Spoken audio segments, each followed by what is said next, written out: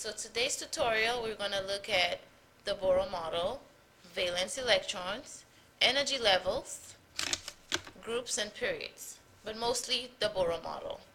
Alright, so throughout the week we've been speaking about electrons, protons, neutrons, and how we draw them, but a lot of you have struggled, so we're going to clear any of those misconceptions.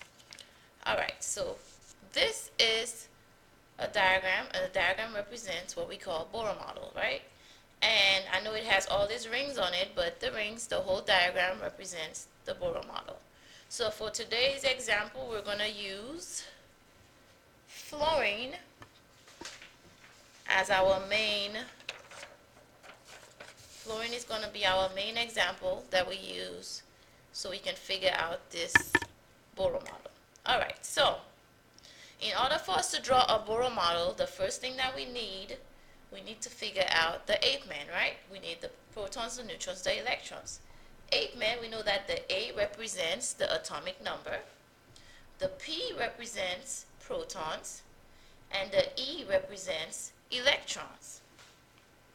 Your atomic number is always found at the top of the element. For fluorine, the atomic number of fluorine is 9.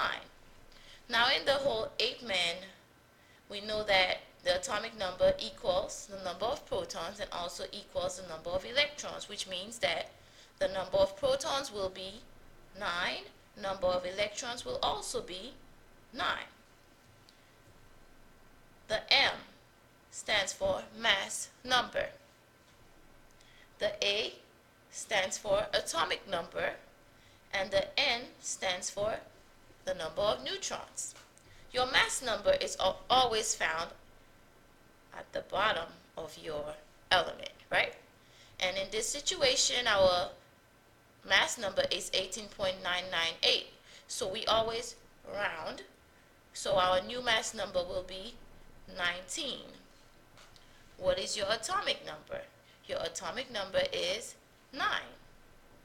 For this formula, we minus the atomic number from the mass number, which leaves us with the neutrons of 10. Okay, so what do we need to complete our Bohr model? We need the number of protons, we need the electrons, and we need our number of neutrons. So on the inside here, I know that you see the rings. Those rings, we refer to them as energy levels. The energy levels really allow us to input our electrons. Every energy level takes a certain amount, but before we go into that, let's just place our protons and our neutrons. Where are your protons and your neutrons located? They're always located in the nucleus of our atom. So in our Bohr model, we're just going to go ahead and write P here. We have 9 protons. Go ahead and write a 9. And we have 10 neutrons. So we're going to go ahead and write 10. Okay, so I've got many questions as to what are energy levels and why energy levels. Energy levels are where our electrons are located. So our protons and our neutrons are located in the nucleus. And our energy levels are where we place our electrons. And always remember, the electrons are way smaller than your protons, okay? Your protons is the dense, very dense area of your atom, would be the nucleus. Alright, so in this example, energy levels. So we'll come back to this, but let's talk about energy levels.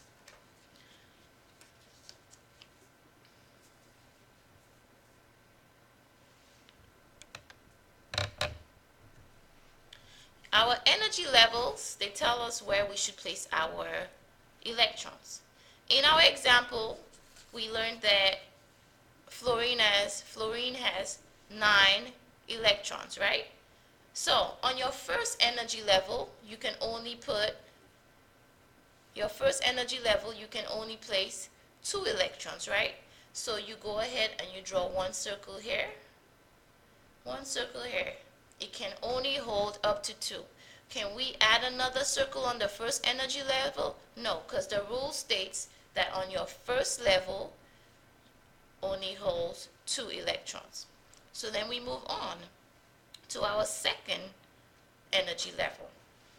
Okay, so from the rule it shows that your second energy level can only hold up to 8 electrons. But let's remember that we have 9 electrons in fluorine. So we have 9 electrons, we have already drawn 2, right? So we move on to our second energy level. So this is 2, so we go 3, 4, 5, 6, 7, 8, 9, right? So how many electrons do we have total? We have 1, 2, 3, 4, 5, 6, 7, 8, 9. How many electrons did we get in 8 men? We have 9 electrons, right? And this is fluorine. We're just going to put an F here to represent fluorine. And that's pretty much what it is. So let's say fluorine had more than 8 electrons, or let's say 12.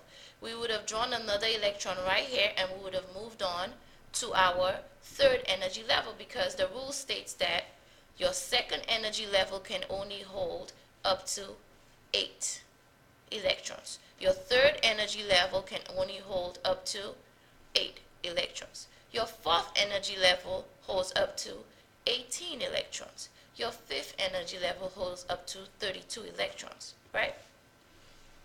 So, second question that we struggle with is our valence electrons, right? We struggle with valence electrons. So, what is a valence electron? The valence electrons, are these electrons in the outermost shell, right? So in this fluorine Bohr model, how many valence electrons do we have? What is the outermost shell?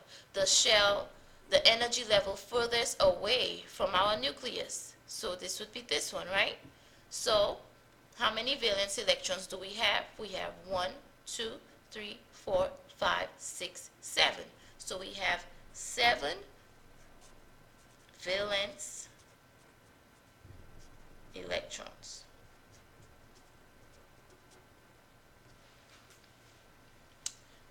So for this video, we're going to stop right here because I do not want to overload you guys. But we need to remember that our atomic number is on the top. Your mass number is on the bottom. Remember 8 men, right? Atomic number, which is equal to protons, which is equal to electrons. Your mass number is found on the bottom. And in order to get your neutrons, you need to subtract your atomic number from your mass number, and you get your amount of neutrons. This diagram here is called the Bohr model. And in the Bohr model, we have our protons and our neutrons in the nucleus. And on the outside, we have our energy levels. And on our energy levels, we place our electrons.